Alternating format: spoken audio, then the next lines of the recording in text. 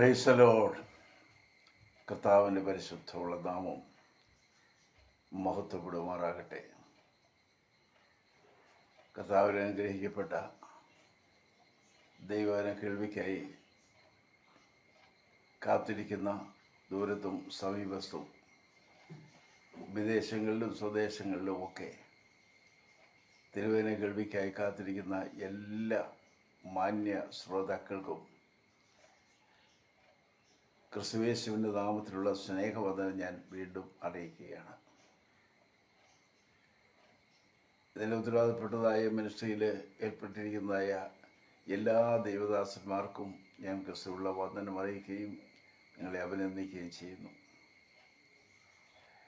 നാം ഇവിടെ ചിന്തിച്ചുകൊണ്ടിരിക്കുന്ന വിഷയത്തിലേക്ക് വീണ്ടും തുടരുന്നു. പാപവും ശാപവുമാണ് ഞാൻ നിങ്ങളുടെ മുമ്പിൽ കൊണ്ടുവന്ന് വെച്ചത്. റോമാലേഖനത്തിൽ നമ്മൾ വായിച്ചതാണ്, വിടിവിക്കുന്നവൻ സിയോനിൽ നിന്ന് വരും, അവൻ യാക്കോബിൻ്റെ അനർത്ഥങ്ങളെയും ഇസ്രായേലിൻ്റെ പാപങ്ങളെയും മായ്ച്ചു കളയും. ഞാൻ വിഷയമെടുത്തത് ദൈവത്തോടുള്ള ബന്ധത്തിൽ അടുത്തു വരാൻ കഴിയാത്ത, അകലം വിട്ട് നിൽക്കേണ്ടി വന്ന രണ്ട് പ്രധാന ഘടകങ്ങൾ ഞാൻ ഓർപ്പിച്ചതാണ്. ഒന്ന് പാപമാണ്. അതിന് പാപത്തിന് യാതൊരു ഡെഫിനേഷനും ഇല്ല. വിശ്വാസത്തിൽ നിന്ന് ഉത്ഭവിക്കാത്തതൊക്കെയും പാപമാണ് എന്ന് നമ്മൾ കാണുമ്പോൾ പാപത്തോട് പ്രാണത്യാഗത്തോടും എതിർത്ത് നിൽക്കണമെന്നാണ് തിരുവചനം. പാപം എവിടെയെങ്കിലും കുടി പാർക്കുന്നുണ്ടെങ്കിൽ അവിടെ ദൈവത്തിൻ്റെതായ പ്രവൃത്തി ഉണ്ടാകുന്നില്ല, സമാധാനം ഉണ്ടാകുന്നില്ല. പാപം ചെയ്യുന്ന ജീവിക്ക് സമാധാനമില്ല എന്ന് നമ്മൾ പ്രവാചക പുസ്തകത്തിൽ നിന്ന് കേട്ടു.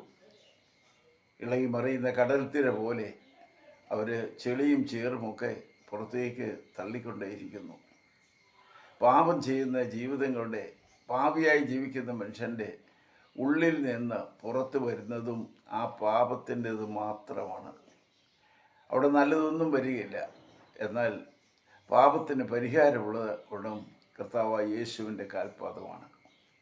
അവൻ്റെ അടുക്കൽ നിന്ന് നിനക്ക് കുമ്പസാരം കൂട്ടി പറയാൻ കഴിയാത്ത പോലും, ആരോടും പങ്കുവയ്ക്കുവാൻ ഷെയർ ചെയ്യാൻ കഴിയാത്ത തെറ്റുകൾ നീ ദൈവസന്നിധിയിൽ യേശുവിൻ്റെ മുമ്പാകെ മറ്റാരും കേൾക്കണ്ട, നീ തനിച്ചിരുന്ന് നിൻ്റെ കണ്ണുകൾ നിറഞ്ഞ് പാപം ചെയ്യുന്നവൻ്റെ അന്ത്യം നിത്യ നരകമാണെന്നും നിത്യ ന്യായവിധിയുടെ മുമ്പാകെ നിത്യമായ ദണ്ഡനത്തിലേക്ക് പോകേണ്ടി വരുമല്ലോ എന്നോർക്കുമ്പോൾ അതിൽ ഒരു അടി മുമ്പേ രക്ഷ പ്രാപിക്കാൻ ശ്രമിക്കുക. അതിന് രക്ഷിക്കാൻ കഴിയുന്ന ഒരാൾ മാത്രമേ ഉള്ളൂ.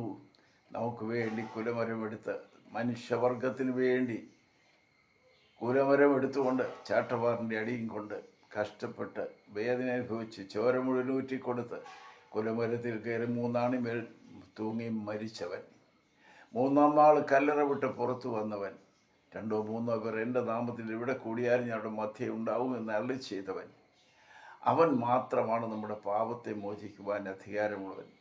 പാപമുള്ളവന് പാപം മോചിക്കാൻ കഴിയുകയില്ല. എന്നാൽ പാപമില്ലാത്തവന് പാപത്തെ മോചിക്കാൻ അധികാരമുണ്ട്. അവനിൽ നമുക്ക് അവൻ്റെ രക്തത്താൽ പാപമോചനം എന്ന വീണ്ടെടുപ്പുണ്ട്. യേശുവിൻ്റെ രക്തം സകല പാപവും പോക്കി നമ്മെ ശുദ്ധീകരിക്കുന്നു. നിനക്ക് യാതൊരു പൈസയുടെ ചെലവുമില്ലാതെ, യാതൊരു വിധമായ കഷ്ടങ്ങൾ കൂടാതെ നിത്യജീവനെ പ്രാപിക്കാൻ കഴിയുന്ന ഒറ്റ വിഷയം, യേശുവിനെ അംഗീകരിക്കുക, പാപക്കറകളെ ഏറ്റുപറഞ്ഞ് ഉപേക്ഷിക്കുക. അങ്ങനെ പാപത്തിൻ്റെ ഭയങ്കരമേറിയ മതിൽക്കെട്ട് മറികടന്ന് വരുമ്പോൾ രണ്ടാമത് തലപൊക്കി നിൽക്കുന്ന ഒരെണ്ണമാണ് ശാപം. ആ ശാപം എന്ന് പറയുന്നത് എങ്ങനെ തിരിച്ചറിയാമെന്ന് ചോദിച്ചാൽ ഒന്നും അറിയില്ല. പാപം എന്താണെന്ന് നമുക്ക് വേഗത്തിൽ തിരിച്ചറിയാം. അതേസമയത്ത് ശാപം എന്താണെന്ന് തിരിച്ചറിയാൻ പറ്റുന്നില്ല. അവിടെയാണ് ജനം കിടന്ന് കുഴയുന്നത്. പിന്നെ എങ്ങനെയാണ് ഇത് തിരിച്ചറിയുന്നത്? എങ്ങനെയാണ് തിരിച്ചറിയാനുള്ള ചില മാർഗങ്ങൾ ഞാൻ നിങ്ങളെ തൊട്ട് കേൾപ്പിച്ചിട്ടാണ് നിർത്തിയത്. തിരിച്ചറിയുന്നത് പല അനുഭവങ്ങളുടെ വെളിച്ചത്തിലാണ്. പല അനുഭവങ്ങൾ വരുമ്പോൾ എന്തുകൊണ്ട് ഇങ്ങനെ സംഭവിക്കുന്നു എന്ന ഒരു ചോദ്യം ആരോടുമില്ലാതെ മനസാക്ഷിയിൽ ഇങ്ങനെ കുരുങ്ങിക്കിടക്കുകയാണ്. അതിന് മറുപടി പറയാൻ ആരും കാണുകയില്ല. തന്നെത്താൻ അനുഭവിക്കുന്ന ഒരുപാട് വേദനകളും യാതനകളും കഷ്ടനഷ്ടങ്ങളും എല്ലാത്തിൻ്റെ മുമ്പിൽ പിന്നിൽ ഇതെന്താണ് എന്ന് നോക്കുമ്പോൾ അവിടെയാണ് നമ്മൾ മനസ്സിലാക്കേണ്ടത് ശാപം എന്ന് പറയുന്ന പദം. അനുഭവിക്കുന്നതിനെക്കുറിച്ച് ഞാൻ ഒന്ന് ചൂണ്ടിക്കാണിച്ചാണ് നിർത്തിയത്. ഒരു വീട്ടിലാണെങ്കിൽ രോഗം വിട്ടുമാറുന്നില്ല. എത്ര ചികിത്സ നടത്തിയാലും എന്തെല്ലാം ചെയ്താലും രോഗം മാറുന്നില്ല. ഒന്നല്ലെങ്കിൽ മറ്റൊന്നായിട്ട് ഇവിടെ മാറിക്കൊണ്ടേയിരിക്കുന്നു. ഇതെന്തുകൊണ്ടാണ്? ഞാനൊരു തെറ്റും ചെയ്തിട്ടില്ല, ഒരു ദോഷവും ചെയ്തിട്ടില്ല, പിന്നെ എന്തുകൊണ്ടാണ് ഈ രോഗം മാറാൻ നിൽക്കുന്ന വരുമ്പോൾ അതിൻ്റെ പിന്നിൽ ഒരു കറുത്ത കരമുണ്ട്. അതിൻ്റെ പേര് ശാപമെന്നാണ്. അതുമാത്രമല്ല, വീട്ടിലാണെങ്കിൽ എന്നും ഭാര്യയും ഭർത്താവും തമ്മിൽ കലഹം, അപ്പനും മക്കളും തമ്മിൽ കലഹം, ഇങ്ങനെ വീട്ടിൽ ഒരു ശണ്ടയുടെ അനുഭവം, ഒരു സ്നേഹമില്ലാത്ത, തമ്മിൽ ഐക്യതയില്ലാത്ത, ബഹുമാനമില്ല, താഴ്മയില്ല, അനുസരണമില്ല, എല്ലാവരും തങ്ങളിൽ തന്നെ സ്വതന്ത്രരാണ്, എല്ലാം തങ്ങൾ കഴിയും എന്നുള്ള തോന്നലുള്ളവരായിട്ട് മാറുകയാണ്. ആ അവസ്ഥ ഒരു പരിതാപകരമായ അവസ്ഥയാണ്. വീട്ടിൽ എന്നും കലഹം, അയൽവാസികൾക്ക് പോലും സ്വസ്ഥതയില്ല. ഇതെന്തുകൊണ്ടാണ്? ഒരു കാരണവുമില്ല, ചുമ്മാതെ കലഹമാണ്. എന്തെങ്കിലും ഒരു തോന്നലുണ്ടാക്കുക, പിശാചി കയറി മറിയുക. അതിൻ്റെ പേര് മനസ്സിലാക്കാൻ കഴിയാത്ത പലതുമാണെങ്കിലും അതിൻ്റെ പേര് ശാപമെന്നാണ്. മൂന്നാമത് ഞാൻ പറഞ്ഞു, പണം വരുന്നുണ്ട്, പക്ഷെ ഒന്നിനും തികയുന്നില്ല. നീ നശിച്ചു കാണുവാൻ എവിടെയോ കുഴഞ്ഞ ശാപത്തിൻ്റെ ശബ്ദം അല്ലെങ്കിൽ അതിൻ്റെ പ്രവർത്തന മണ്ഡലം ആയിരിക്കുകയാണ്. നീ എത്ര അധ്വാനിച്ചാലും എത്ര ഉണ്ടാക്കിയാലും നിൻ്റെ കയ്യിൽ നിൽക്കുന്നില്ല. അത് ദൈവാനുഗ്രഹം നഷ്ടപ്പെട്ടിരിക്കുന്നു. നിൻ്റെ കയ്യിൽ നിന്ന് പണം ചോർന്നു പോയിക്കൊണ്ടേയിരിക്കുന്നു. അതിന് പിന്നിൽ ഞാൻ വാക്ക് പറയുന്നു, ശാപമെന്നാണ് അതിൻ്റെ പേര് പറയേണ്ടത്. ചില വീടുകളിൽ കന്നുകാലികൾ വാഴുന്നില്ല, അത് സോക്കേട് പിടിക്കുന്നു, വീണ് ചാകുന്നു, എന്തെങ്കിലുമൊക്കെ സംഭവിക്കുന്നു. അപ്പോൾ അതിൻ്റെ പേര്, അതിന് എന്ത് ചെയ്താലും മനസ്സിലാകാതെ വരുമ്പോൾ ഇതിനൊരു കാരണമൊന്നുമില്ല, പക്ഷേ കന്നുകാലികൾ വാഴുന്നില്ല. അപ്പോൾ അവർ ഇതെവിടെയോ ആരാണ്ട് ശപിച്ചിട്ടതാണ് എന്നൊക്കെ പറയും. ശരിയാണ്, അതിൻ്റെ പിന്നിൽ ഒരു ശാപത്തിൻ്റെ വാക്കുണ്ട്. അടുത്ത് മറ്റൊരു വിഷയം, അനേക കുടുംബങ്ങൾ വേദനയോടെ പ്രാർത്ഥിക്കുന്നൊരു വിഷയമാണ് തലമുറയുണ്ടാകുന്നില്ല. എന്താ കർത്താവേ തലമുറ ഉണ്ടാകാത്ത? ഡോക്ടർമാരെല്ലാം പരിശോധിക്കുന്നു, മരുന്നുകൾ കഴിക്കുന്നു, അവരെല്ലാം നോക്കിയപ്പോൾ ഒരു കുഴപ്പവുമില്ല, പക്ഷേ തലമുറ ജനിക്കുന്നില്ല. അതൊരു ശാപമാണ്. തലമുറയില്ലാതെ വരുന്നൊരു ശാപമാണ്. അങ്ങനെയാണ് എല്ലാവരും കരുതിയിരിക്കുന്നത്. എന്നാൽ എല്ലാ തലമുറയില്ലാത്തത് ശാപമാണോ എന്നുള്ളത് ഞാൻ നിങ്ങളെ ഓർപ്പിച്ചോളാം. Price the Lord. എല്ലാം ശാപമല്ല എന്നുള്ള കാര്യം കൂടി ഞാൻ ഇടയ്ക്ക് ഓർപ്പിക്കുന്നു. എന്നാൽ പലതും ശാപത്തിൻ്റെതാണ് എന്നും കൂടെ ഞാൻ തീരുമാനത്തിൽക്കൂടി നിങ്ങളെ ഓർപ്പിക്കാൻ താല്പര്യപ്പെടുന്നുണ്ട്. അടുത്ത് വരുന്നത് എന്നാണെന്നറിയാൽ, പിള്ളേരുടെ വിദ്യാഭ്യാസം ഒന്നും ചൊവ്വാകുകയില്ല. പരീക്ഷ അടുക്കുന്നവരെ വേണേൽ പഠിക്കും, പരീക്ഷയ്ക്ക് വരുമ്പോൾ എല്ലാം മറന്നുപോകും, ജയിക്കുന്നില്ല, ക്ലാസ്സിൽ ഏറ്റവും മോശമാകുന്നു. നല്ല മിടുക്കൻ കൊച്ചനാണ്, മിടുക്കി കുട്ടിയാണ്, പക്ഷേ വിജയിക്കുന്നില്ല. എന്തുകൊണ്ടാണെന്നുള്ളൊരു ചിന്ത മനസ്സിൽ കിടന്ന് അലട്ടിക്കൊണ്ടിരിക്കുന്നു. അതിൻ്റെ പിന്നിൽ ശാപത്തിൻ്റെ കരമുണ്ട് എന്ന് ഞാൻ ഓർമ്മിപ്പിക്കുകയാണ്. Price the Lord. ഒന്നിനും പുരോഗതിയില്ല. അടുത്ത വിഷയമാണ്, ഒന്നിനും പുരോഗതിയില്ല. അങ്ങനെ വരുമ്പോൾ എന്താണ് ഇതിൻ്റെ കാരണം? പുരോഗതിയില്ല. ഇവ എല്ലാറ്റിൻ്റെയും കാരണം ശാപമാണ് എന്നുള്ള വസ്തുത മറക്കരുത്. ഇനി ഞാൻ തുടർന്ന് വരികയാണ്. പാപം ആരംഭിച്ചതും ശാപം ആരംഭിച്ചതും ഏദൻ തോട്ടത്തിൽ വെച്ചാണ്.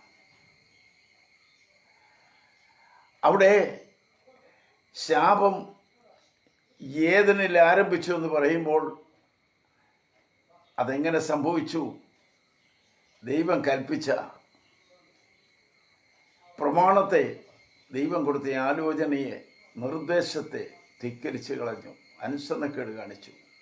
അപ്പോൾ അതിൻ്റെ പിന്നിൽ പാപം ഉളവായി. പാപത്തിൻ്റെ പിന്നിലാണ് ശാപം വരുന്നത്.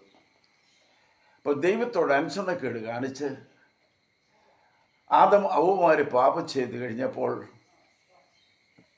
ഒരു കോടതിയിൽ എന്ന പോലെ അവരെ വിളിച്ച് വിസ്താര കോടതിയിൽ നിന്ന് സംസാരിക്കുമ്പോൾ അവരാദ്യം ശപിച്ചത് പാമ്പിനെ ശപിച്ചു.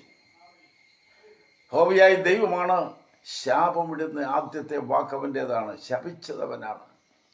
നീ ഉരസ്സുകൊണ്ട് ഗമിച്ച് നിലത്തെ പൊടി തിന്ന് ആയുഷ്കാലമൊക്കെ ജീവിക്കും എന്ന് പറഞ്ഞപ്പോൾ അതവനോട് പറഞ്ഞ കൂട്ടത്തിൽ മനുഷ്യൻ നിന്റെ തലയെ തകർക്കും. പാമ്പിനോട് പറഞ്ഞു, നീ അവൻ്റെ കുതികാല് തകർക്കും. അന്നും ഇന്നും അതുപോലെ നടന്നുകൊണ്ടിരിക്കുകയാണ്. ഓർക്കണം, പാമ്പിനെ ശപിച്ചു. കാരണം ആദം അവമാരെ ചതിച്ചതവനാണ്.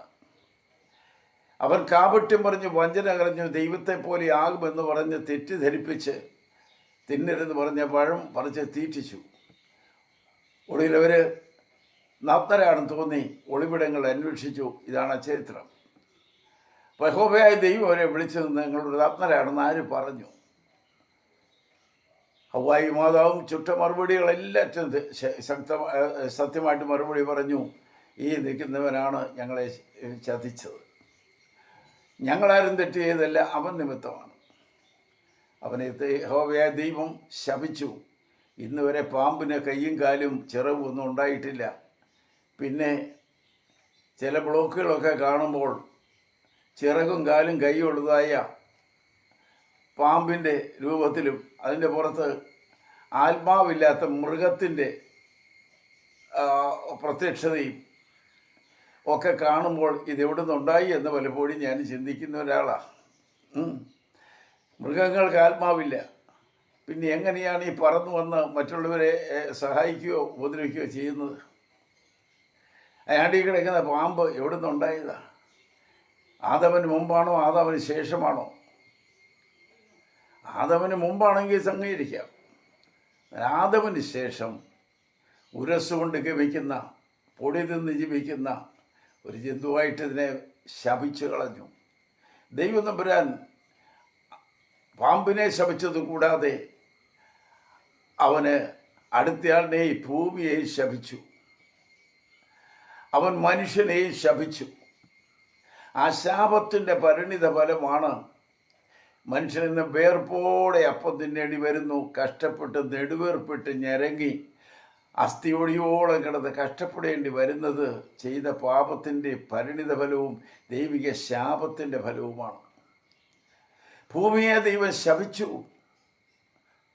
ഒരു കുഴപ്പമില്ലാതെ മനോഹരമായിട്ട് ഏറ്റവും ബ്യൂട്ടിഫുള്ളായിട്ടിരുന്നതായ ഈ ഭൂപ്രദേശങ്ങളിൽ അവിടെ ഇവിടെയായിട്ട് നോക്കിയപ്പോൾ ദൈവം കൽപ്പിക്കാത്ത മുള്ളും പറക്കാരെയും കിളുക്കാൻ തുടങ്ങി. അങ്ങനെ ഭൂമി ശപിക്കപ്പെട്ടു. ഇതിനാണ് ശാപം ആരംഭിച്ചത് എവിടെയാണ്? ശാപം എങ്ങനെയാണ് പിന്തുടരുന്നത് എന്നൊരു ചോദ്യം വരുന്നു. ശാപമുണ്ട്. ആ ശാപം ആദമിൽ വന്നു, അല്ലെങ്കിൽ കായയിൽ വന്നു. പിന്നെ തലമുറയായിട്ട് എങ്ങനെയാണ് ശാപം വരുന്നത്? അതിന് പ്രധാനമായ പല ഘടകങ്ങളുണ്ട്. ഒന്നാമത്തെ കാര്യം തന്നെത്താൻ വരുത്തുന്ന ശാപമാണ് അതിൻ്റെ പ്രധാന ഘടകം. തന്നെത്താൻ വരുത്തുന്ന ശാപം. ഇപ്പം നമ്മൾ വളരെ നിസ്സാരമായിട്ടും പെട്ടെന്നുണ്ടാകുന്ന ദേഷ്യത്തിലും ഒക്കെ പറയുന്ന ചില കാര്യങ്ങൾ സൂക്ഷിച്ച് വേണമെന്നാണ് അതിൻ്റെ അർത്ഥം. അതിനകത്ത് ശാപത്തിൽ വരുമ്പോൾ നമ്മൾ തന്നെത്താൻ പറയും, തന്നെത്താൻ അങ്ങ് ശപിക്കുകയാണ്. തന്നെത്താൻ ശപിക്കുകയാണ്. പറയുന്ന വാചകം, ഞാനങ്ങ് ചത്താലും വേണ്ടിയില്ല, ഞാനങ്ങ് ചത്താലും വേണ്ടിയില്ല എന്ന് പറഞ്ഞ് തന്നെത്താൻ ശപിക്കുന്ന ശാപവാക്കുകൾ നീ മാത്രമോ നിൻ്റെ മുമ്പിൽ നിൽക്കുന്നതായ പ്രിയപ്പെട്ടവരോ മാത്രമല്ല കേൾക്കുന്നത്. സ്വർഗത്തിലെ തമ്പുരാൻ ഇത് കേൾക്കുന്നു. ഒപ്പം തന്നെ മറുവശത്തെ കറുത്തവൻ പിശാച് കേട്ടുകൊണ്ട് നിൽക്കുകയാണ്. എന്താ നീ പറഞ്ഞത്? ഞാനങ്ങ് ചത്താലും വേണ്ടില്ല, ചത്താൽ മതിയായിരുന്നു. തന്നെത്താൻ അങ്ങ് ശപിക്കുകയാണ്, ഞാൻ ചത്താൽ മതി. ഏതൊരു വ്യക്തിയുടെ മുമ്പിലാണ് നീ നിന്ന് ഗുസ്തി പിടിക്കുന്നതെങ്കിൽ ആ വ്യക്തി കരുതെ പറയുന്നു, നീ മുടിഞ്ഞു പോകും, നീ മുടിഞ്ഞു പോകും. ശാപവാക്കുകൾ പറയുകയാണ്. ഇതെല്ലാം നോട്ട് ചെയ്തുകൊണ്ട് ഒരുത്തൻ അവിടെ നിൽപ്പുണ്ട്. നോട്ട് ചെയ്തുകൊണ്ട് നിൽക്കുകയാണ് അവന്. എന്തെല്ലാം എഴുതുന്നത്? ഈ വീട് ഒരിക്കലും ചൊവ്വാകയില്ല. ഈ വീട് നശിക്കുകയേ ഉള്ളൂ. ഇതൊക്കെ അരിശം വരുമ്പോൾ പറയുന്നെങ്കിലും അപ്പുറത്ത് ഇവൻ നോട്ട് ചെയ്തുകൊണ്ടിരിക്കുക.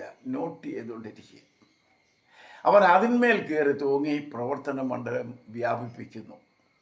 അതോടുകൂടി ഇത് സംഭവിക്കും എന്നുള്ളൊരു വലിയ സത്യമാണ്. ഞാനതിന് തെളിവ് പറഞ്ഞാൽ,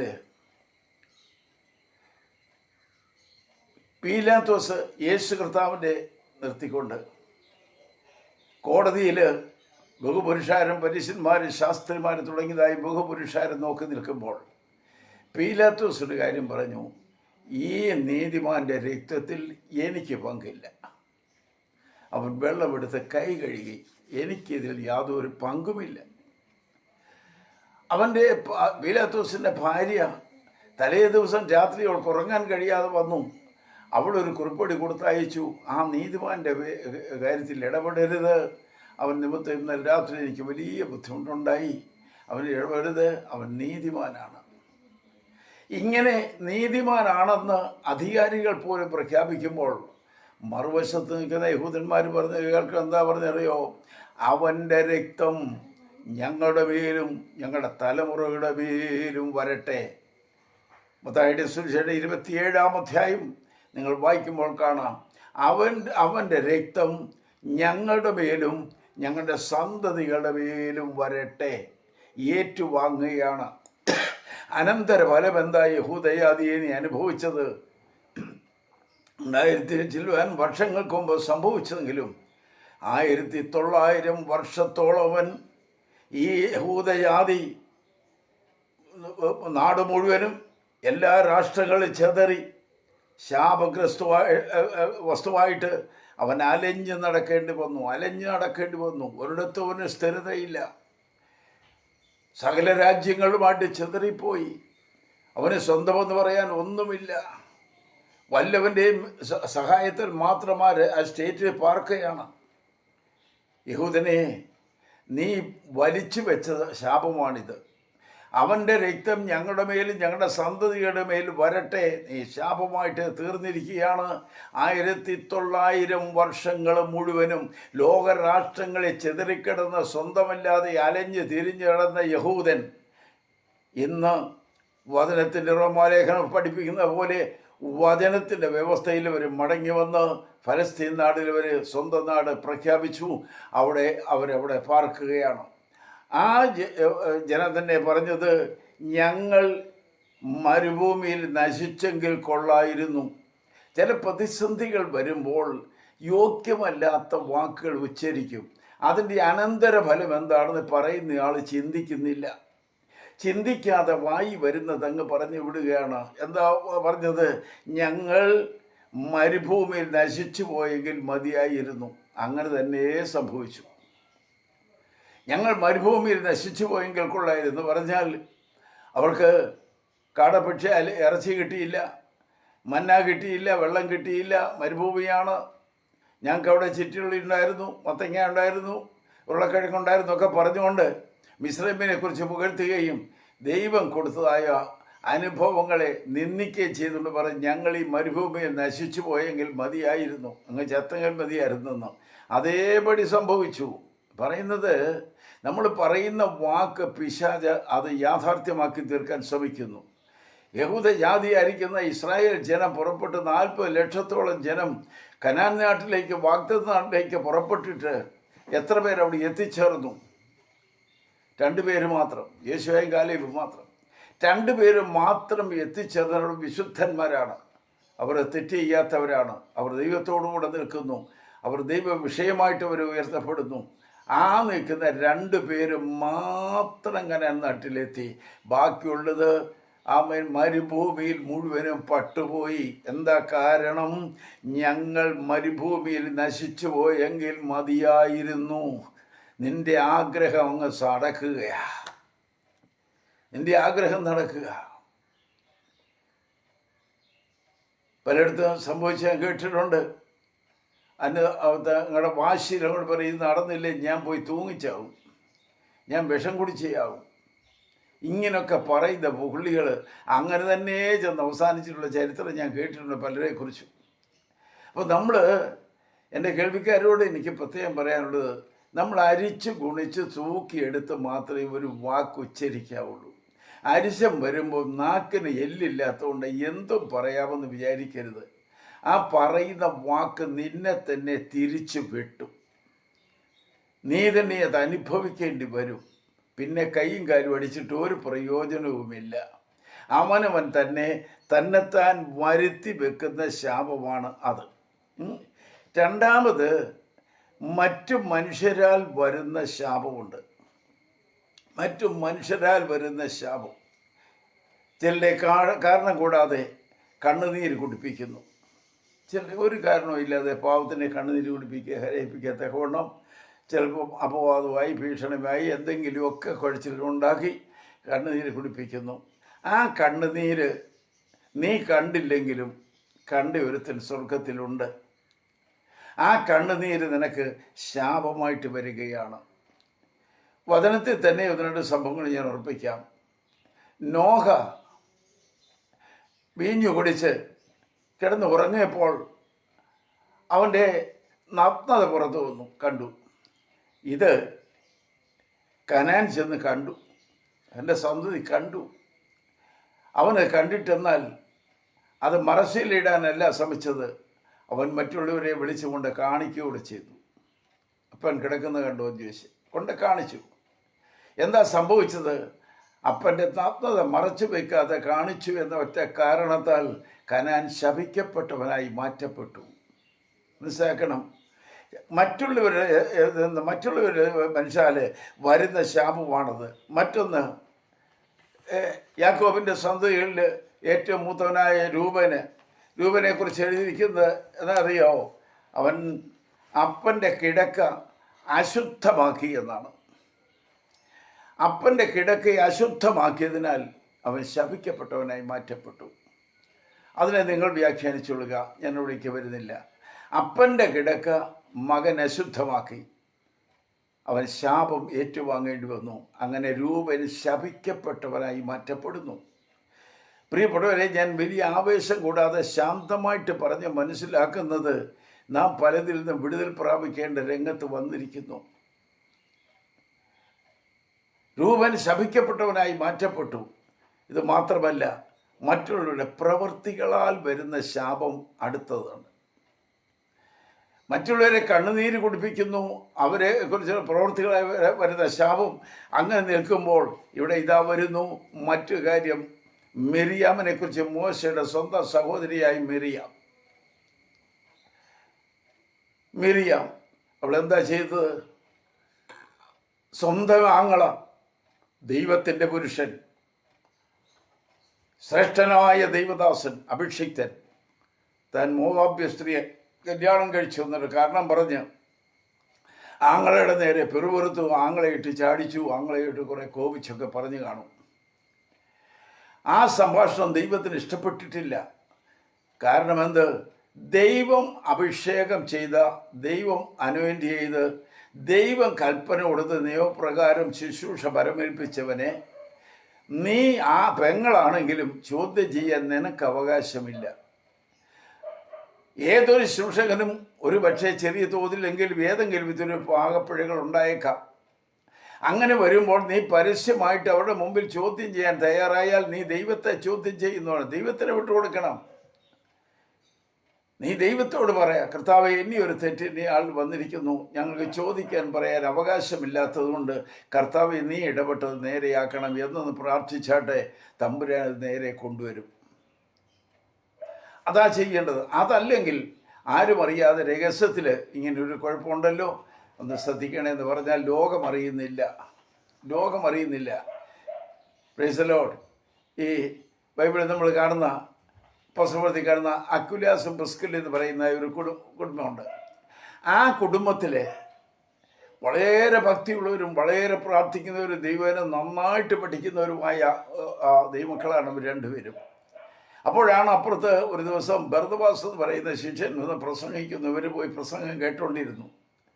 പ്രസംഗം കേട്ടപ്പോൾ ഇദ്ദേഹത്തിന് വലിയ ബൈബിൾ സ്റ്റഡിയോ ബൈബിൾ സ്കോളറോ ഒന്നും അല്ലല്ലോ. പ്രസംഗിച്ചതിൽ ഏതാണ്ടോ പാകപ്പുഴ വന്നു. ഇവരെന്ത് ചെയ്തു? യോഗം എല്ലാം കഴിഞ്ഞപ്പോൾ ബർന്നബാസിനോട് പറഞ്ഞു, നമുക്ക് വീട്ടിൽ പോകാമെന്ന് പറഞ്ഞ് തൻ്റെ വീട്ടിലേക്ക് വിളിച്ചുകൊണ്ട് പോയി അവിടെ ഇരുത്തി ആരും അറിയാതെ തങ്ങളുടേതായ പാളിച്ച വന്നതായ തെറ്റുപറ്റിയ ഭാഗം അവരെ മനസ്സിലാക്കി കൊടുത്ത് ബർന്നബാസിനെ വീണ്ടും മിടുക്കനാക്കി നിർത്തി. ഇതാണ് നമ്മൾ ചെയ്യേണ്ട ഒരു കാര്യം. അതാണ് പരസ്യമായിട്ട് വിമർശിക്കുകയല്ല വേണ്ടത്. അതേ സമയത്ത് മരിയാമേ, നീ സ്വന്തം ആങ്ങള ദൈവത്തിൻ്റെ അഭിഷിക്തനാണ്, ദൈവം അനുഗ്രഹിച്ചു വിട്ടവനാണ്, ദൈവം ഓർഡർ കൊടുത്ത് സെലക്ട് ചെയ്ത് വിട്ടവനാണ്, അവനെ നീ ചോദ്യം ചെയ്യണ്ട. അങ്ങനെ ചോദ്യം ചെയ്താൽ നിനക്കുള്ള പ്രതിഫലം അപ്പുറത്ത് കിടപ്പുണ്ട്. എന്താണ് ചെയ്യാമോ? ഒരു 2 അക്ഷരം കിടപ്പുണ്ട്: കുഷ്ഠം. മനസ്സിലായോ? പൊതുജനത്തിന് മുമ്പിൽ പ്രത്യക്ഷപ്പെടാൻ കാണാൻ കഴിയാത്ത രോഗം കുഷ്ഠം. മിരിയാം കുഷ്ഠം ബാധിച്ചു എന്ന് നമ്മൾ വായിക്കുന്നു. ഞാൻ എൻ്റെ കേൾവിക്കാരായ വിശ്വാസികളായ പെന്തക്കോസ്തുകാരെന്നെ കേൾക്കുന്നുണ്ടെങ്കിൽ അവരുടെയും കാര്യം പറയാം. സഭയിൽ ശുശ്രൂഷിക്കുന്ന ദൈവദാസന്മാരുണ്ട്. എല്ലാവരും ഒരുപോലെയല്ല. അതിന് വേരിയേഷനുണ്ട്, ഏറ്റക്കുറച്ചിലൊക്കെ ഉണ്ടാവും. വാക്കുകൾക്കോ പെരുമാറ്റ രീതികൾക്കോ ശബ്ദത്തിനോ അല്ലെങ്കിൽ അവരുടെ പാട്ട് പാടുന്നതിനോ ഒക്കെ എന്തെങ്കിലുമൊക്കെ വ്യത്യാസങ്ങൾ വന്നേക്കാം. അത് മനുഷ്യൻ പലതല്ലേ. എന്നാൽ ഒരു ദൈവദാസനെ സഭയിൽ നിന്ന് ആരോപണങ്ങൾ പറഞ്ഞ് ഇടിച്ചു താഴ്ത്തി അവരുടെ മനസ്സിനെ വ്രണപ്പെടുത്തി കണ്ണുനീരോടുകൂടെ ഇറക്കി വിടുന്ന ഒരു സഭയുണ്ടെങ്കിൽ ഞാൻ തുറന്നു പറയുന്നു, ആ സഭ ഒരിക്കലും ചൊവ്വാകുകയില്ല. കാരണം ദൈവദാസന്മാരെ കണ്ണുനീര് കുടിപ്പിച്ച് ദൈവമാക്കി വെച്ചിരിക്കുന്നവനെ നീ കണ്ണുനീര് കുടിപ്പിക്കാൻ പോകരുത്. നിനക്ക് സ്നേഹത്തോടും ബഹുമാനത്തോടും ആദരവോടും കൂടി കാര്യങ്ങൾ കൈകാര്യം ചെയ്യുന്നതിന് തടസ്സം വരികയില്ല. എന്നാൽ തന്നെ പരസ്യമായിട്ട് കണ്ണുനീര് കുടിപ്പിച്ച് കരയിപ്പിച്ച് വിടാൻ ആ പരിപാടിയെങ്കിൽ ഈ ശപിക്കപ്പെട്ടവരുടെ നിരയിലാണ്. ഒരിക്കലും ആ സഭയ്ക്ക് ഉയരാൻ കഴിയാതെ പോകും. ആര് വന്നാലും ചരിത്രമെടുത്ത് പറയും. എനിക്ക് ഇങ്ങനെയുള്ള പല സഭകൾ അറിയാം. ഞാനൊന്നും എടുത്ത് ഉദ്ധരിക്കുന്നില്ല. പല സഭകൾ എനിക്കറിയാം. അതുകൊണ്ട് ഈ വചനത്തിന് മുമ്പ് ശ്രദ്ധിക്കുക. പ്രവർത്തികളാൽ വരുന്ന ശാപമാണ്. അതിൽ മറിയാമിനെ കുഷ്ഠബാധിച്ചായിട്ട് കാണുന്നു. മറ്റൊന്ന്, നമ്മൾ രാജാക്കന്മാരുടെ പുസ്തകം വായിക്കുമ്പോൾ കാണാം, പ്രവാചകനായ ഏലീശയോട് കൂടെ നടന്ന ഗേഹസി എന്ന് പറയുന്ന തൻ്റെ അരുമ ശിഷ്യൻ അരാം രാജാവിൻ്റെ സേനാധിപതിയായിരുന്ന മനുഷ്യൻ രോഗം പിടിച്ച് കുഷ്ഠം പിടിച്ച് സർവ്വ ട്രീറ്റ്മെൻറ്റും എടുത്തിട്ട് അവന് സൗഖ്യം വരാതെ ഇരുന്നപ്പോൾ കാലഘട്ടത്തിൽ വീട്ടിൽ നിൽക്കുന്ന വേലക്കാരി ഇസ്രായേലിലെ പെൺകുട്ടിയാണ് അവളെ വേലയ്ക്കൊണ്ട് നിർത്തിയതാണ്. അവൾ പറഞ്ഞ്, ഇസ്രായേലിൽ ഒരു പ്രവാചകനുണ്ട്, ആ പ്രവാചകൻ്റെ അടുക്കൽ പോയാൽ സൗഖ്യം കിട്ടും എന്നവൾ പറഞ്ഞു. അത് പാഴ്വാക്കാണ്, വേലക്കാരിയുടെ വാക്കല്ലേ, അത് നമ്മൾ മുഖവിലേക്ക് എടുക്കണ്ട എന്ന് പറഞ്ഞ് ഈ മേധാവി സൈന്യാധിപനായിരിക്കുന്ന ഈ മനുഷ്യൻ അതിനെ തള്ളിക്കളഞ്ഞില്ല. അപ്പോൾ ഞാൻ അതിനിടയ്ക്കൊരു കാര്യം പറയുകയാണ്. കൊച്ചു പിള്ളേരാണെങ്കിലും ചില നല്ല കാര്യങ്ങൾ പറഞ്ഞാൽ അതിനെ തള്ളിക്കളയരുത്. എൻ്റെ പ്രായമല്ല വിഷയം, എൻ്റെ ആശയമാണ്. നല്ല അവൻ്റെ വായിൽ നിന്ന് വരുന്ന വാക്ക് ദൈവത്തിൻ്റെ നീതിയാണ്, ശബ്ദമായിരിക്കാം. അവിടെ ഞാൻ പറയുന്നു, ഒരുത്തരെയും അങ്ങനെ നിഷേധിക്കരുത്. നല്ലതൊക്കെ സ്വീകരിക്കണം, അല്ലാത്തത് നമ്മൾ പെൻഡിങ്ങിൽ വെച്ചേരെ. ഇവിടെ അവൾ പറഞ്ഞത് നിഷേധിച്ച് കളയാതെ അവ ഏറ്റെടുത്ത് കഴിഞ്ഞപ്പോൾ ഏതായാലും പോയേക്കാമെന്ന് പറഞ്ഞ് ഒരു കത്തുമൊക്കെ കൊടുത്തയച്ചു. രാജാവിന് കത്തുമൊക്കെ കൊടുത്തയച്ചു. പക്ഷേ പുള്ളിക്കാരൻ അവിടെ കിടന്ന് ദേഷ്യപ്പെട്ടു. ഞാൻ ദൈവമാണെന്നൊക്കെ ചോദിച്ചേ, എനിക്ക് കത്ത് തരാം, ഞാൻ രോഗശാന്തിയുടെ കാട്ടി ഞാൻ ദൈവമാണോ എന്നൊക്കെ അവിടെ കിടന്ന് ബഹളമുണ്ടാക്കി. ആ സമയത്ത് അവിടുത്തെ ഇസ്രായേലിൻ്റെ പ്രവാചകനായ ശ്രേഷ്ഠ ദൈവദാസൻ എലീശ അതിന് ഒരാൾ വിട്ട് പറഞ്ഞു, അവിടെ കിടന്ന് ബഹളമൊന്നും ഉണ്ടാക്കേണ്ട, അവർക്ക് തെറ്റ് പറ്റിയതാണ്, ഞാനിവിടെ ഉണ്ട്, നീ ഇങ്ങോട്ട് വിട്ടേക്കാൻ പറഞ്ഞു. അങ്ങോട്ട് പറഞ്ഞു വിട്ടു. ഈ നയമാനെ അങ്ങോട്ട് പറഞ്ഞു വിട്ടു. അദ്ദേഹം ചെന്ന് കണ്ടിട്ട് രോഗമെല്ലാം കണ്ടേച്ച് എലിശ ഒരു കാര്യം പറഞ്ഞു, നീ ഒരു കാര്യം ചെയ്, തേണ്ടായോ അത നദിയിൽ പോയിട്ട് ഒരു 7 പ്രാവശ്യം മുങ്ങി കുളിച്ചിട്ട് വരാൻ പറഞ്ഞു. അത് അവനൊട്ടും ഇഷ്ടപ്പെട്ടില്ല. ഇത്രയും വലിയവനായ മനുഷ്യനെ നിസാരമായ കാര്യം ഏൽപ്പിച്ചു മുങ്ങി കുളിച്ചേച്ച് വരാനൊക്കെ പറഞ്ഞപ്പോൾ അവന് ദേഷ്യം വന്നു. അവനതിനെ ഇഷ്ടപ്പെട്ടില്ല. പക്ഷെ അവൻ്റെ ശിഷ്യനായിരിക്കുന്നവരുണ്ടായിരുന്നു. അവർ പറഞ്ഞു, ഏതായാലും വലിയ കാര്യം പറഞ്ഞാലും നമ്മൾ ചെയ്യാൻ ബാധ്യസ്ഥരാ, വന്നു പോയില്ലേ, ഇത്രയും ചെറിയ കാര്യമല്ലേ, നമുക്കത് ചെയ്തേക്കാം എന്ന് പറഞ്ഞു. അങ്ങനെ പോയി ആ വെള്ളത്തിൽ മുങ്ങി 7 പ്രാവശ്യം പൊങ്ങിക്കഴിഞ്ഞപ്പോൾ അവർ ദേഹത്തെ കുഷ്ഠം കാണാനില്ല, മുഴുവൻ പോയി. അതെല്ലാം പോയി ശുദ്ധമായി കഴിഞ്ഞപ്പോൾ അവർ കൊണ്ടുവന്നതായ സമ്മാനങ്ങൾ പൊന്നും വെള്ളിയുമായിട്ട് വിശേഷ വസ്ത്രങ്ങളുമായിട്ട് ഈ ദൈവദാസന് കൊടുക്കാനായിട്ട് ആ വലിയ ധനാഢ്യനായ മനുഷ്യൻ നയമാൻ കൊണ്ടുവന്ന സാധനങ്ങൾ മുഴുവൻ അങ്ങോട്ട് ഏൽപ്പിച്ചു. ഇത് അങ്ങയ്ക്ക് വേണ്ടി കൊണ്ടുവന്നതാണ്. എലീശ പറഞ്ഞു, പ്ലീസ് അതങ്ങ് തിരിച്ചെടുത്താട്ടെ. കൂടെ കൊണ്ടുവന്നായ ശിങ്കിടി എല്ലാവരും പറഞ്ഞു എടുക്കാൻ പറയുന്നത് അത് എടുപ്പിച്ചു. പ്രാർത്ഥന കൈക്കൂലി മേടിക്കേണ്ടതല്ല, പ്രാർത്ഥന കൂലിക്കുള്ളതല്ല, ദൈവം തരുന്ന ഒരു ശുശ്രൂഷയാണത്. ദൈവം തരുന്ന ശുശ്രൂഷ പ്രതിഫലം മേടിക്കാൻ വേണ്ടി ആകരുത്. ആരെങ്കിലും തന്നാൽ നീ മേടിച്ചോ, എനിക്ക് വിരോധമില്ല. എന്നാൽ ഞാൻ പ്രാർത്ഥിക്കണമെങ്കിൽ ഇത്ര രൂപ വേണമെന്ന് പറഞ്ഞ് ഡിമാൻഡ് ചെയ്യുന്ന ആ പദ്ധതി അങ്ങ് അവസാനിപ്പിക്കുക. അത് ദൈവത്തിൻ്റെതല്ല.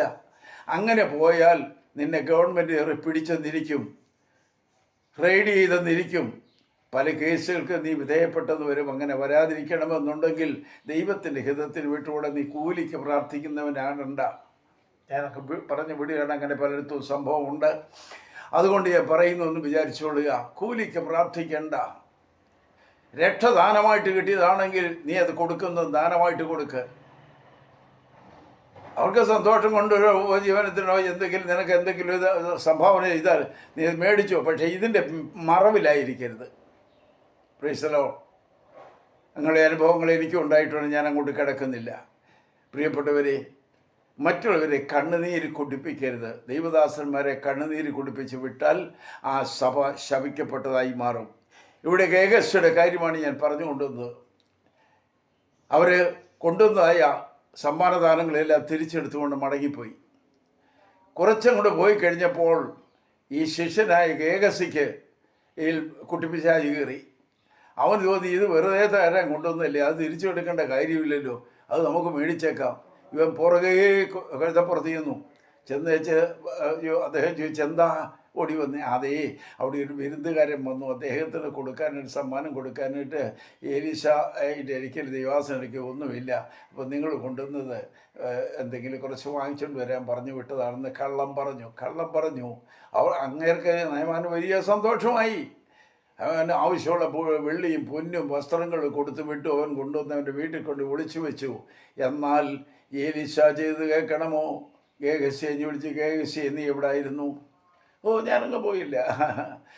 നീ ആ നയവാൻ്റെ കൂടെ പോയില്ലേ? അവിടെ ചെന്ന് നീ പൊന്നും വെള്ളിയും മേടിച്ചില്ലേ, വസ്ത്രങ്ങൾ മേടിച്ചില്ലേ? എന്നിട്ട് എവിടെ വെച്ചു? നീ അതെല്ലാം മേടിച്ചുകൊണ്ട് സൂക്ഷിച്ചില്ലേ? അവൻ ആപ്പാടെ കുഴഞ്ഞു, കണ്ണു നിറഞ്ഞു, അവന് വിറയ്ക്കാൻ തുടങ്ങി, അവന് ഭയം തട്ടി. എലീശ ഒരു ശാപവാക്കം കൂടെ പറഞ്ഞു കൊടുത്തു, ഒരു കാര്യം ചെയ്യ്, നീ അവിടുന്ന് വെള്ളിയും പൊന്നും മാത്രം മേടിച്ചാൽ പോരാ, അവനിൽ നിന്ന് നഷ്ടമായി പോയ വേറെ ചിലതുണ്ട്, അതിൻ്റെ പേര് കുഷ്ഠമെന്നാണ്, നീ അതും കൂടെ മേടിച്ചോളാൻ പറഞ്ഞു. സ്തോത്രം. ശാപവാക്ക്, പ്രവൃത്തികളാൽ വരുന്ന ശാപം നമ്മൾ ഓർത്തുകൊള്ളണം.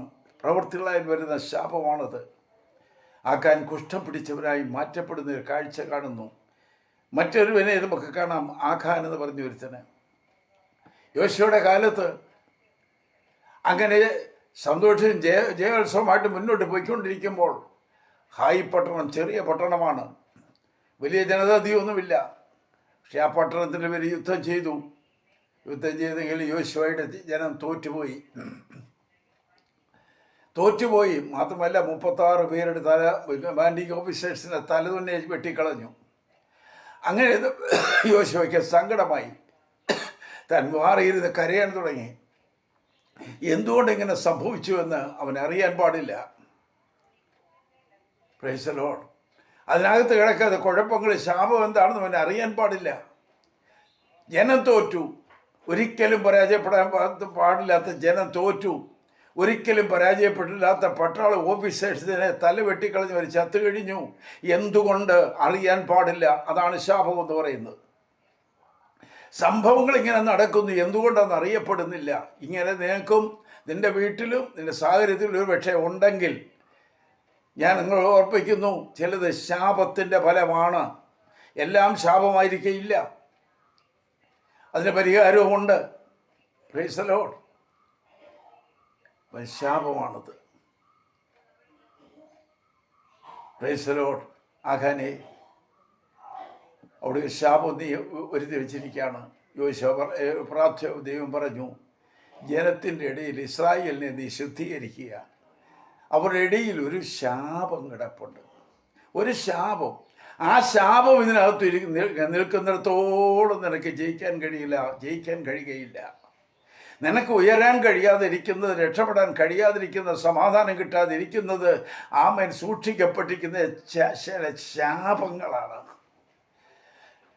ചിലരെ നിന്നെ പ്രാഗിതായിരിക്കാം, ചിലരെ നീ കണ്ണുനീര് കുടിപ്പിച്ചതായിരിക്കാം, ചിലരെ നീ പ്രവൃത്തികളായി വരുത്തിയ ശാപമായിരിക്കാം. നീ എന്തെങ്കിലും ചെയ്ത് നീ മിടുക്കയായിട്ട് നടക്കുമ്പോൾ മറുവശത്ത് പിശാച് ശക്തമായിട്ട് പ്രവർത്തിച്ചുകൊണ്ടിരിക്കുകയാണ്. ആമേൻ. ഇവിടെ യോശുവ കിടന്ന് അലമുറയിട്ട് കരയുകയാണ്.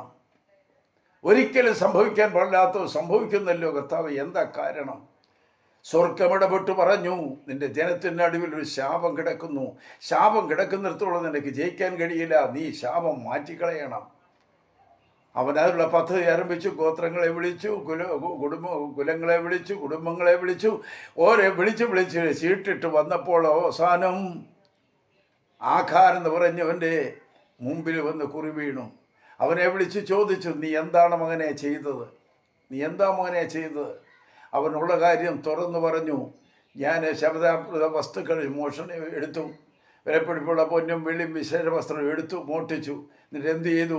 അത് ഞാൻ ഇവിടെ കുഴിച്ചിട്ടിട്ടുണ്ട്. ആലയത്തിൻ്റെ നടുവിൽ കുഴിച്ചിട്ടിരിക്കുന്നു. ആലയത്തിൻ്റെ നടുവിൽ ഈ ശാപവസ്തുവിനെ കുഴിച്ചു വെച്ചേച്ച് അതിൻ്റെ മുകളിലിരുന്ന് പ്രാർത്ഥിച്ച് അന്യഭാഷ പറയുന്നവർ ഓർത്തുകൊള്ളണം. ആമേൻ. ഒരിക്കലും നീ ചൊവ്വാകയില്ല. പിശാചിനെ മുതലെടുക്കും, പിശാചിനെ തകർക്കും. നീ ശാപവസ്തുവായിട്ട് കുഴിച്ചിട്ടിട്ട് നീ ആത്മാവിലായി വിശുദ്ധ കളിച്ചാൽ ആ വിശുദ്ധൻ്റെ മേൽ ദൈവത്തിൻ്റെ കരമുണ്ട്. ആ ഭക്തി കാണിക്കുന്നതിന് മേൽ അതോടുകൂടി പൈശാചിക ശക്തിയായിട്ട് മാറ്റപ്പെടും. അങ്ങനെ പലരെയും ഈ അടുത്ത സമയത്ത് കണ്ടുമുട്ടാൻ ഇടയായി തീർന്നിട്ടുണ്ട്. അത്രയും പറയുന്നുള്ളൂ. അതുകൊണ്ട് ദൈവമക്കളെ, അവന് പിടി കൊടുക്കരുത്. ഞാൻ ഒരു സംഭവം നിങ്ങൾ പറയുകയാണ് ശാപത്തിൻ്റെ. അത് ഞാൻ വീട്ടുപേരോ ആ വ്യക്തിയുടെ പേരോ പറയുന്നില്ല. അതിന് അവർക്ക് എന്തെങ്കിലും ബുദ്ധിമുട്ടുണ്ടാകും എന്ന് ഭയന്നിട്ട്. ഞാൻ സ്റ്റേറ്റ് ബാങ്കിലായിരിക്കുന്ന സമയത്ത് മാമൂട് ബ്രാഞ്ചിൽ ഇങ്ങനെ ഇരിക്കുമ്പോൾ എൻ്റെ ഒരു സ്നേഹിതനായ ഡോക്ടറും മറ്റൊരു മനുഷ്യനും കൂടി അവിടെ വന്നു. ഞാൻ റേച്ചവരോട് സംസാരിച്ചപ്പോൾ വന്നത് ആ ഒരു വലിയ ധനാഢ്യനായ മനുഷ്യനാണ്, വലിയ പാരമ്പര്യമുള്ള ഒരു കുടുംബസ്ഥനാണ്. ഡോക്ടർ എന്നോട് പറഞ്ഞു, ഇദ്ദേഹത്തിൻ്റെ വീട്ടിൽ സാറിന് ഒരാവശ്യമുണ്ട്, ഒന്ന് പ്രാർത്ഥനയ്ക്കായിട്ട് വരാമോ എന്ന് ചോദിച്ചു. ഞാൻ പറഞ്ഞു, ഡോക്ടറെ എനിക്ക് ഈ അടുത്ത സമയത്തെങ്കിൽ ഒരു ദിവസം പോലും റെസ്റ്റ് ഇല്ല, എല്ലാ ദിവസവും കണ്ടോളാൻ പറഞ്ഞ് ഞാൻ ഡയറി എടുത്ത് കാണിച്ചു കൊടുത്തു. പറ്റുകയില്ലെന്ന് പറഞ്ഞ് അടുത്ത ദിവസമൊന്നും എനിക്ക് സമയമില്ല. ഇവർ അത് കേട്ടിട്ട് മാറി നിന്നിട്ട് ഈ വന്ന മനുഷ്യൻ മാറി നിന്ന് കരഞ്ഞു. അതുപോലെ പുള്ളി വിഷമിക്കുന്നുണ്ടെന്നാണ് അതിൻ്റെ അർത്ഥം. ഡോക്ടർ തിരിച്ചു വന്ന് എന്നോട് പറഞ്ഞു, സാറേ അങ്ങനെയല്ല, അങ്ങനെ അവിടെ നിന്ന് കരയുക, എന്തെങ്കിലും വഴിയുണ്ടാക്കണം. എനിക്ക് കണ്ണുനീര് കാണുമ്പോൾ എനിക്കും സങ്കടമുള്ള ഒരാളാണ്. ഞാൻ പറഞ്ഞൊരു കാര്യം ചെയ്യും, ഞാൻ ഒരു ദിവസത്തെ പ്രോഗ്രാം വീട്ടിൽ തരുതാം, ഇന്ന ദിവസം ഞാൻ വരാം എന്നവരോട് പറഞ്ഞപ്പോൾ ആശ്വാസമായി. ആ പറഞ്ഞ ദിവസം ഞാൻ അവിടെ പോകാൻ തയ്യാറായപ്പോൾ എൻ്റെ കൂടെ ഒന്ന് പ്രാർത്ഥിക്കാൻ ആരെങ്കിലും ഇത് വേണമെന്ന് ചിന്തിച്ചപ്പോൾ ഞങ്ങളുടെയൊക്കെ ഏറ്റവും പ്രിയങ്കരനായ ഞങ്ങളൊക്കെ ഇഷ്ടപ്പെടുന്നതും ദൈവസഭയിലെ ശ്രേഷ്ഠരുമായിരിക്കുന്ന എം.ഒ. എലിയാസ് എന്ന് പറയുന്ന ജോറയുട്ടി, എം.ഒ. എലിയാസ് ഞങ്ങളുടെയൊക്കെ ശിഷ്യന്മാരാണ്. കൊച്ചു പൈതലായിട്ട് തൊട്ട് താൻ അഭിഷേകം നല്ല ഭയങ്കര അഭിഷേക ശക്തിയുള്ള ആളായിരുന്നു കൊച്ചു പ്രായത്തിൽ. ആ അഭിഷേകം ഉണ്ടായിരുന്നുകൊണ്ട് ഞാൻ പറഞ്ഞു, ചോട്ടി നമുക്ക് അടുത്ത് പോകാം. തന്നെ കൂടെ കൂട്ടിക്കൊണ്ട് ഞങ്ങൾ അവിടെ പോയി. അവരുടെ വലിയൊരു വീടാണ്, പഴയ ഒരു തറവാട്, ഭയങ്കര വീടാണ്, പഴയ വീടാണെന്നേ ഉള്ളൂ, ഇടയ്ക്കാണ്. ഞങ്ങൾ അവിടെ കയറി ചെന്നു. പ്രാർത്ഥിക്കാൻ പായിട്ടു ഞങ്ങൾ മുട്ടുമടക്കി പ്രാർത്ഥിച്ചു. ഞങ്ങളുടെ അരികെ പ്രാർത്ഥിക്കാനായിട്ട് ഒരു കൊച്ചൻ വന്ന് ഇരുന്നു, അവിടെ ഇരുന്നു. ആ മനുഷ്യൻ്റെ, ആ വീട്ടുകാരൻ്റെ മകനാണ്. പക്ഷെ അവനാരാണെന്നറിയോ? വെറും ഇഡിയറ്റാണ്. എന്ന് വെച്ചാൽ അവനോട് പറയാണ്, മോനെ പല്ല് തേരട എന്ന് പറഞ്ഞാൽ ബ്രഷെടുത്ത് പേസ്റ്റും കൊടുത്താൽ പല്ല് തേച്ചുകൊണ്ടിരിക്കും, നിർത്താൻ അറിയാൻ പാടില്ല. മുഖം കഴുകിട എന്ന് പറഞ്ഞാൽ കഴുകിക്കൊണ്ടിരിക്കും, നിർത്താൻ അറിയില്ല. ആഹാരം കഴിക്കാൻ പറഞ്ഞാൽ കഴിച്ചുകൊണ്ടിരിക്കും, അവന് വയറ് നിറയുന്നവന് അറിയാൻ പാടില്ല. ഇങ്ങനെ ഒരു കൊച്ചൻ, ഒരു സുന്ദരിയായ പെൺകുട്ടി അവിടെയുണ്ട്. ഞാൻ അന്വേഷിച്ച് പറഞ്ഞത് അവന് വിവാഹം കഴിച്ച ഭാര്യയാണ്.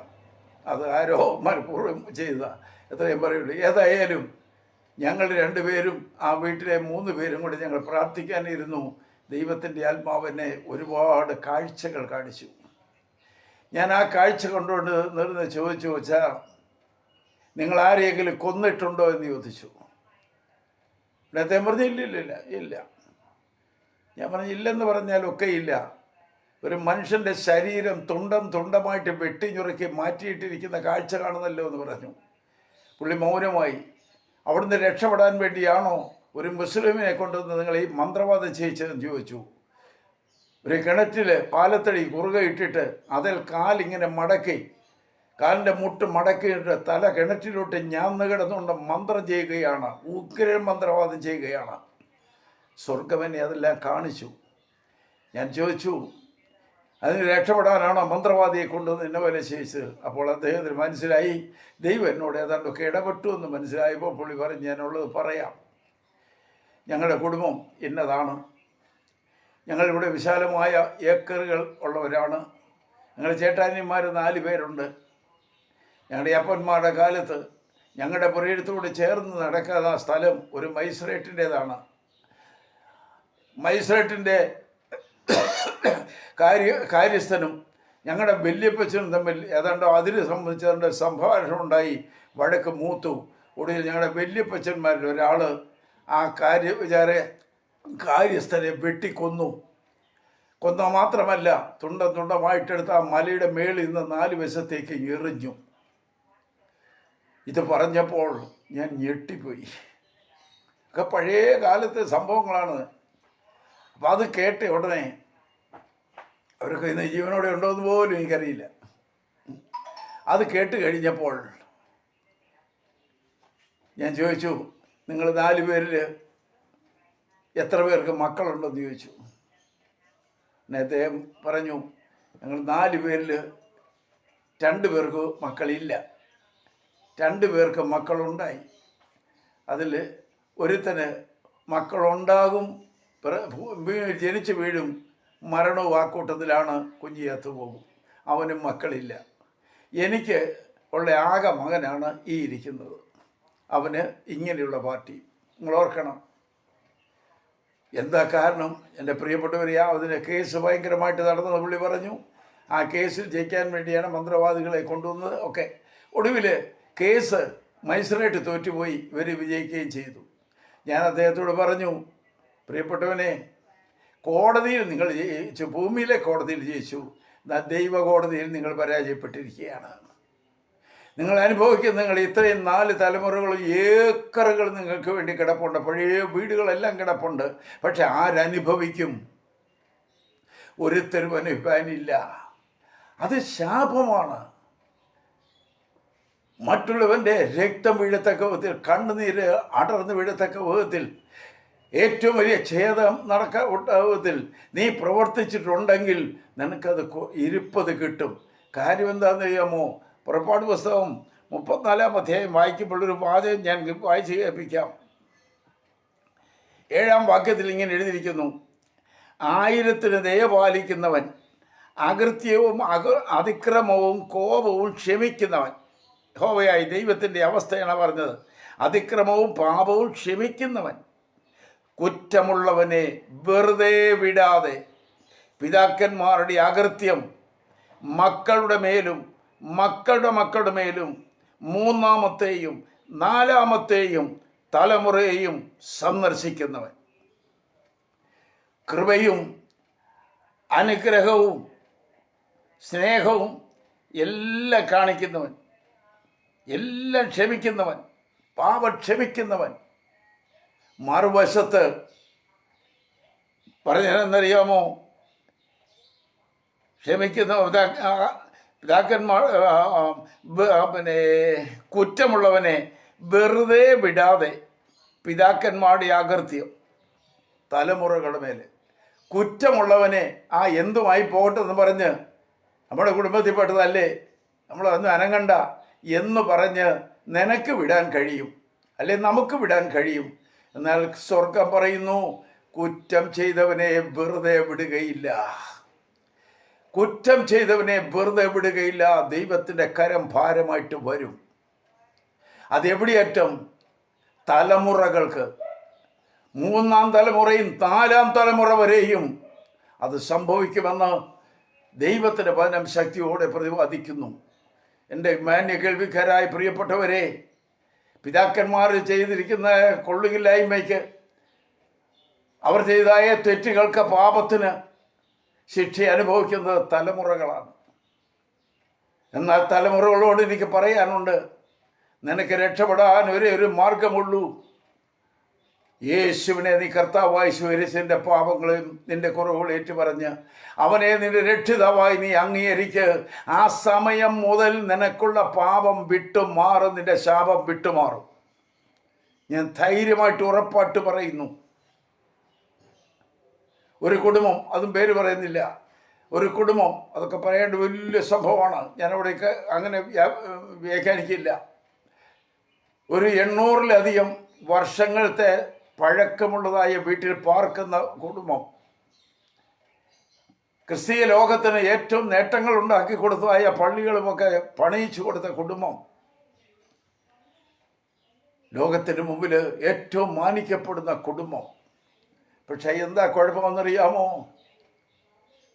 ഈ 800 വർഷത്തെ ചരിത്രം അവരെന്നോട് പറയുമ്പോൾ, ജനിക്കുന്ന തലമുറകൾ, ഓരോ കുടുംബത്തിൽ ജനിക്കുന്നത് 4 മക്കളുണ്ടെങ്കിൽ 2 എണ്ണത്തിന് ഭ്രാന്താണ്, വട്ടാണ്.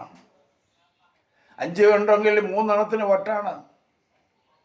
ഈ 800 വർഷത്തെ പാരമ്പര്യം പറഞ്ഞവൻ ഇന്ന് വരുന്നതായ തലമുറ വരെ ഞാൻ എൻ്റെ കണ്ണിന് മുമ്പിൽ കണ്ടുകൊണ്ടിരിക്കുന്നു. തലയ്ക്ക് വട്ടാണ്, ഭ്രാന്താണ്. ഓർത്ത് നോക്കണം. വിടിയിക്കാനായിട്ട് എത്ര സാമ്പത്തികം ചിലവാക്കിയാലും ശരിയാകുന്നില്ല. തലമുറയിൽ പലതും ഭ്രാന്താണ്. ഓർക്കണം. ആരെന്നോ എന്തോന്നും ചോദിക്കരുത്, ഞാൻ പറയില്ല. എൻ്റെ കണ്ണിൻ്റെ മുമ്പിലുണ്ട് ഇപ്പോഴും. അവർക്കൊരു വിടുതലിൻ്റെ ശുശ്രൂഷ ചെയ്യുവാൻ ദൈവം എന്നെ ഉപയോഗിച്ചിട്ടുള്ളത് കൊണ്ടാണ് ഞാൻ പറയുന്നത്. നിങ്ങൾ കേൾക്കണമോ? അവർ 2 മിടുക്കന്മാരെ മക്കളിൽ അമ്മയ്ക്ക് ഇത് മാനസിക രോഗമുണ്ട്, പലർക്കും വീട്ടിൽ മാനസിക രോഗമുണ്ട്. എന്നാൽ അതിൽ 2 പേര് രക്ഷിക്കപ്പെട്ടു. ചേട്ടനുമേൻ രക്ഷിക്കപ്പെട്ടു. അവർ സ്നാനപ്പെട്ടു. അവർ കർത്താവിൻ്റെ സന്നിധി വിശ്വസ്തയോടെ നിന്നു. അനന്തരഫലം എന്താണെന്നറിയാമോ? അവർക്ക് 2 പേർക്കും ജനിച്ചതായ കുഞ്ഞുങ്ങൾക്ക് ഒന്നിനും കേടില്ല. ഇതെൻ്റെ കണ്ണിന് മുമ്പിൽ അനുഭവത്തിലാണ് ഞാൻ പറയുന്നത്. 800 വർഷത്തെ പാരമ്പര്യ കുടുംബത്തിനോട് പറയുമ്പോൾ, ആ കുടുംബത്തിൽ തലമുറയായിട്ട് ഈ ശാപം നിലനിൽക്കുന്നു. ആ നിൽക്കുന്ന ശാപം വിട്ടുമാറിയത് എവിടെ? ദൈവത്തിൻ്റെ പ്രമാണം അനുസരിക്കുവാൻ, കൽപ്പന അനുസരിക്കുവാൻ അവർ തയ്യാറായി കഴിഞ്ഞപ്പോൾ അവർക്ക് ജനിച്ച തലമുറക്കൊന്നിനും കേടില്ല. മാനസിക രോഗമില്ല. അവർ നല്ല മിടുക്കരായിട്ട് നടക്കുന്നു. ഈയിടയിലും അതിൽ ഒരു മോൻ്റെ കാറയിലാണ് ഞാൻ ഒരു ദൂര സ്ഥലത്ത് നിന്ന് തിരിച്ചു വന്നത്. ഞാൻ ശ്രീപ്രായത്തിലെ കണ്ടതാണ്. പിന്നെ അവർക്ക് എന്നെ അറിയാമായിരുന്നു. എന്നെ കണ്ടിടനെ വണ്ടി നിർത്തി എന്നെ വിളിച്ചു കയറ്റി കാറയിൽ കൊണ്ടുവന്ന് എന്നെ വീട്ടിൽ കൊണ്ടുവന്ന് ഇറക്കി. ആ കുടുംബത്തിന് ഒരു കുഴപ്പവുമില്ല. ഞാനിത് നിങ്ങളോട് പറയുന്നത്, എല്ലാ മരുന്നും വൈദ്യശാസ്ത്രന്മാർ പരാജയപ്പെടുന്ന ഇടത്ത് പരാജയപ്പെടാത്ത ഒരുത്തനേ ഉള്ളൂ, കർത്താവായ യേശു മാത്രം. ഹീസൊള്ളി, അവൻ മാത്രം. മറ്റൊരുത്തനിലും രക്ഷയില്ല. നാം രക്ഷിക്കപ്പെടുവാൻ ആകാശത്തിൻ്റെ കീഴിൽ മനുഷ്യരുടെയിൽ യേശു ക്രിസ്തു എന്ന നാമമല്ലാതെ മറ്റ് ഒരു നാമവുമില്ല. അങ്ങനെയെങ്കിൽ എന്നെ കേൾക്കുന്ന എല്ലാവർക്കെങ്കിലും ഈ പറയുന്ന പ്രതിവാദ വിഷയത്തോടുള്ള പോലെ ബന്ധമുള്ള ശാപമായിട്ട് തീർന്നിട്ടുണ്ടെങ്കിൽ നിന്നെ വിടുവിക്കുന്നവൻ സിയോനിൽ വരുന്നു. ഞാനൊരു സംഭവം കേട്ടിട്ടുണ്ട്, അതും കൂടെ പറയുകയാണ്. ആ ഭാഗത്ത് ഒരു ധനാഢ്യനായ മനുഷ്യൻ, അതിൻ്റെ അടുത്ത് അവർക്കൊക്കെ പണി ചെയ്യുന്ന ഒരു പാവപ്പെട്ട താമസിക്കുന്നു. ഈ മനുഷ്യൻ ഒരുപാട് കൃഷികളെല്ലാം ഉണ്ട്, വലിയ മനുഷ്യന്. മറ്റേ പുള്ളിക്കാണെങ്കിൽ ഒന്നുമില്ല, നല്ല നേരെ കണ്ട് കന്നുകാലി വളർത്തിയൊക്കെയാണ് ജീവിക്കുന്നത്. അതിലൊരു പശുവോ കാളയോ ഏതാണ്ട് കയറ് പൊട്ടിച്ച് അവിടുന്ന് ഇറങ്ങി വന്ന് ഈ ധനാഢ്യനെ മനുഷ്യൻ്റെ കൃഷിസ്ഥലത്ത് കയറി ആ കൃഷിയിൽ കുറേ ഭാഗമൊക്കെ ചവിട്ടിയും മെതിച്ചും തിന്നും നശിപ്പിച്ചു. ഈ മുതലാളി ഇത് കണ്ട ഉടനെ വന്ന വേലക്കാരുമായിട്ട് വന്ന് ഈ മൃഗത്തെ പിടിച്ച് കെട്ടി. മൃഗത്തെ പിടിച്ച് കെട്ടിയിട്ട് എന്ത് ചെയ്യുന്നറിയാമോ? ചിന്തിക്കാൻ പോലും പറ്റാത്തതാണ്. കത്തി എടുത്തുകൊണ്ട് വന്ന് ദേഹം വരഞ്ഞ് കീറി. ആ പശുവിനെ ജീവനോടെ നിർത്തി അതിൻ്റെ ദേഹം വരിഞ്ഞ് കീറി. എന്നിട്ട് അതിൻ്റെ തൊലി, ആ ജീവനോടെ നിർത്തി എൻ്റെ തൊലി ഉരിഞ്ഞു. ശരീരത്തിൽ നിന്ന് തൊലി ഉരിഞ്ഞ് രണ്ട് വശത്തേക്ക് ഞാത്തിയിട്ടിട്ട് കയറഴിച്ചതിനെ അങ്ങ് വിട്ടു. ഇത് അതിവേദനയാൽ ഓടിക്കതച്ച് അവിടെയും വീണ് ഇവിടെയും വീണ് തട്ടി മുറിഞ്ഞും അത് എവിടെ വെച്ചെന്ന് വീണ് കിടന്ന് ചത്തു. എന്നാൽ അവിടെ കൊണ്ട് അത് അവസാനിച്ചില്ല. പ്രിയപ്പെട്ടവനെ, സംഭവിച്ചെന്താണെന്നറിയാമോ? ആ തലമുറകൾക്ക് കുഞ്ഞുങ്ങൾ ജനിച്ചാൽ നെറ്റിയേൽ ഒന്നുകിൽ നെറ്റിയുടെ രണ്ട് ഭാഗത്തും കൊമ്പ് മുളയ്ക്കുന്ന പോലെ രണ്ട് മുഴ കാണാം. കൊമ്പ് പോലെ ഒന്ന് നിൽക്കുകയാണ്. ചിലതിന് പിൻഭാഗത്ത് വാല് നീണ്ടു വരത്തക്ക വിധത്തിൽ ഒരടിയൊക്കെ നീളത്തിൽ വാല് നീണ്ടു നിൽക്കും. നിങ്ങൾ ഓർത്ത് നോക്കിക്കേ. പിന്നീട് തലമുറകൾ ജനിക്കപ്പെടുമ്പോൾ ഈ മിണ്ടാമൃഗത്തോട് ഈ വേല കാണിച്ചതിന് ആ വേദനയുടെ ശാപം ഏറ്റുവാങ്ങേണ്ടി വന്നു. ഇതോട് എൻ്റെ കേട്ട് അറിവാണ്. Price the Lord. എൻ്റെ പ്രിയപ്പെട്ടവരെ, നമ്മൾ വളരെ ശ്രദ്ധിക്കേണ്ടത് ഞങ്ങളെ ഓർപ്പിച്ചതേ ഉള്ളൂ. Price the Lord. ശാപം നിനക്ക് കാണാൻ കഴിയുന്നില്ല, അനുഭവിക്കേണ്ടി വരുന്നു. അനുഭവിക്കേണ്ടി വരുന്ന ഇടത്ത് നിനക്കൊരു വിടുതൽ ആവശ്യമാണ്. പാപം ചെയ്തവന്, തെറ്റ് ചെയ്തവന്, അതിക്രമം ചെയ്തവനെ ദൈവം തമ്പുരാൻ വെറുതെ വിടുകയില്ല. കുറ്റമുള്ളവനെ വെറുതെ വിടാതെ പിതാക്കന്മാരുടെ അകൃത്യം മക്കളുടെ മേലും മക്കളുടെ മക്കളുടെ മേലും മൂന്നാമത്തെയും നാലാമത്തെയും തലമുറയോളം സന്ദർശിക്കുന്നവൻ. ചില കുടുംബത്തിലെ തലമുറകൾ അനുഭവിക്കുന്ന വേദനയുടെ കാരണം പിതാക്കന്മാരുടെ വഴിപഴച്ച പോക്കാണ്. അവർ കാട്ടിക്കൂട്ടിയ തെറ്റുകളാണ്. അങ്ങനെയുള്ള ഒരേ കുടുംബങ്ങൾ എനിക്കറിയാം. ഞാനതൊന്നും ചൂണ്ടിക്കാണിക്കുകയല്ല, നിങ്ങൾക്ക് മനസ്സിലാക്കാൻ ചിലത് ഞാൻ എക്സാമ്പിൾ പറഞ്ഞതെന്ന് മാത്രമേ ഉള്ളൂ. എൻ്റെ പ്രിയപ്പെട്ട കേൾവിക്കാരെ, ഇനിയെങ്കിലും തലമുറകൾക്ക് വേണ്ടി വലുത് ചെയ്യാൻ കഴിയുന്നെങ്കിൽ നീ ആ ക്രൂശിൻ്റെ ചവിട്ടിക്കൊണ്ടുവന്നവരെ കാഴ്ചവെച്ച് കർത്താവിന് വേണ്ടി സമർപ്പിച്ചുകൊണ്ട് കർത്താവ് നിന്നെ സഹായിക്കും, നിന്റെ തലമുറയെ രക്ഷിക്കും. അന്യായമായിട്ട് എന്തെല്ലാം കാട്ടിക്കൂട്ടിയാലും അതനുഭവിക്കുന്ന തലമുറയാണ്. ഓർത്തോണം. ഈ നാട്ടിൽ തന്നെയുള്ളൊരു സംഭവമാണ്, അതൊന്നും ഞാൻ പേര് പറയില്ല. നന്നായിട്ട് കള്ളടിച്ച് കഞ്ചാവൊക്കെ വലിക്കുന്ന ഒരപ്പൻ വീട്ടിൽ വന്ന് ഭയങ്കര ബഹളവും വഴക്കൊക്കെയാണ്. ഉറക്കുകയില്ല, ആരെയും ഉറക്കുകയില്ല. മക്കളുണ്ട്, ഭാര്യയുണ്ട്, ഒന്നും ഉറക്കുകയില്ല. ആ പുള്ളി ഈ ബഹളമെല്ലാം ഉണ്ടാക്കിയപ്പോൾ ഒരു ദിവസം മകൻ അങ്ങോട്ട് ചെന്നിട്ട് അരിജം വന്ന് സഹിക്കവയ്യ വന്നിട്ട് അപ്പനിട്ട് 2-3 അടിയം കുഴിച്ചു കൊടുത്തു. ചെവുക്കല്ലുമൊക്കെ കണ്ടു അടിയം കൊടുത്തു. ആട്ടെ, അങ്ങനെ ആ കുടുംബം വന്നു. ഈ മകൻ വളർന്നു വന്നപ്പോൾ അവൻ്റെ സന്തതി വളർന്നു വന്നപ്പോൾ അവൻ അതിനേക്കാളും കുടിയനും വെറിയനുമായി. ഈ അപ്പൻ്റെ ചത്തുപോയ അടി കൊണ്ട് ചത്തതായ അപ്പൻ്റെ മകന് അവൻ്റെ മകൻ കയറി വന്ന് ഉടനെ ചെയ്ത് കേൾക്കണമോ, ഇതുപോലെ പ്രശ്നമുണ്ടായി, ആ അപ്പനിട്ട് അടി കൊടുത്തെന്ന് മാത്രമല്ല കാലെ പിടിച്ച് തിണ്ണയെന്ന് വലിച്ച് മുറ്റത്തിട്ടിട്ട് അവിടുന്ന് വലിച്ചു കഴിയാഞ്ഞിട്ട് അവനെ വലിച്ചുകൊണ്ട് പോയി ദൂരെ കൊണ്ടിട്ടു. ആ ചെയ്തവൻ്റെ മകൻ അവന് സന്തതിയുണ്ട് വളർന്നു വന്നപ്പോൾ ഈ ശാപം നീക്കിയാണ്. അവിടെ പ്രശ്നങ്ങൾ ഗുരുതരമായി.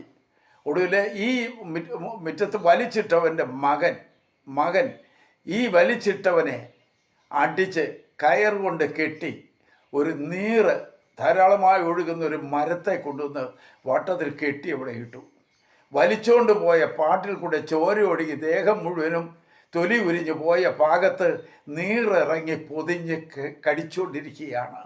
നിങ്ങൾ ഓർത്ത് നോക്ക്. ശാപത്തിൻ്റെ പരിണിത ഫലങ്ങളാണ് ഇതൊക്കെ നമ്മൾ കാണുമ്പോൾ. ലോകത്തിൽ നടക്കുന്ന ചില സംഭവങ്ങളാണ് ഈ പറയുന്നത്. ഇന്ന് ആ കുടുംബത്തിൽ ഇപ്പോഴത്തെ തലമുറ ദൈവകൃപയാൽ ദൈവഭാഗത്ത് വന്നു, ഒരു കുഴപ്പവുമില്ലാതെ പോകുന്നു, അവർ സന്തോഷമായിരിക്കുന്നു. എന്നാൽ പിതാക്കന്മാർ വിവരമില്ലാതെ മദ്യവെച്ചും മയക്കുമരുന്നിനും അടിമയായിട്ടും മന്ത്രവാദികളെ പൂജാരികളെയൊക്കെ വിളിച്ചും പലതും കോലാഹലങ്ങൾ കാണിക്കും. അത് അവിടം കൊണ്ടൊക്കെ തീരുന്ന കാര്യമല്ല. ആ തലമുറകൾ അനുഭവിക്കേണ്ടി വരും. ആ തലമുറകളെ രക്ഷിക്കാൻ നിനക്ക് പരിപാടി ഉണ്ടെങ്കിൽ നീ കർത്താവിൻ്റെ അടുക്കൽ മുട്ടുപോത്ത്. ഞാൻ ഈ ഭാഗങ്ങൾ ഇനിയും മുന്നോട്ട് അധികം കൊണ്ടുപോകുന്നില്ല. ദൈവത്താൽ വരുന്ന ശാപങ്ങളുണ്ട്.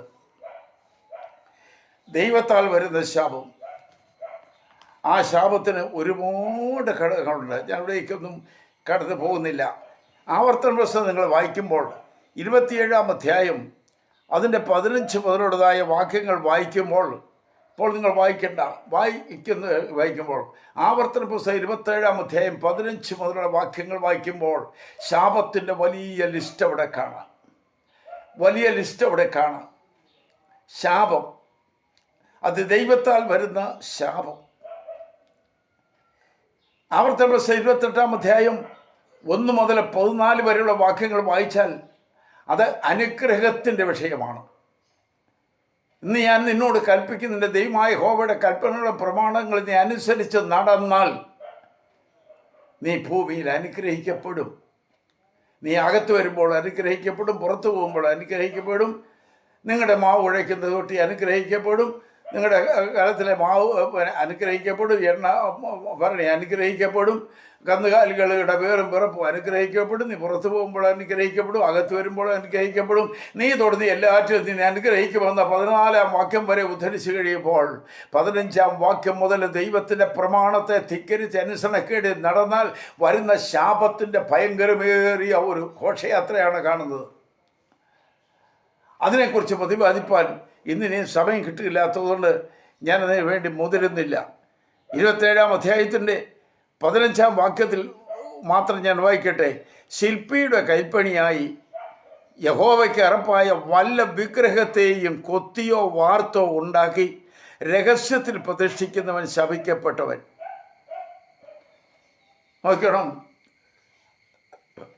അതിലെ 19 വരെയുള്ള വാക്യങ്ങൾ ഉറക്കെ വായിക്കാം. 20 വരെ ഉള്ളത് ഉറക്കെ വായിക്കണ്ട, അത് നോക്കിക്കണ്ടാൽ മതി. Price the Lord. ശാപത്തിൻ്റെ ഒരു ലിസ്റ്റ് അവിടെ കിടക്കുന്നു. എന്താ അവിടെ ഇരിക്കുന്നത്?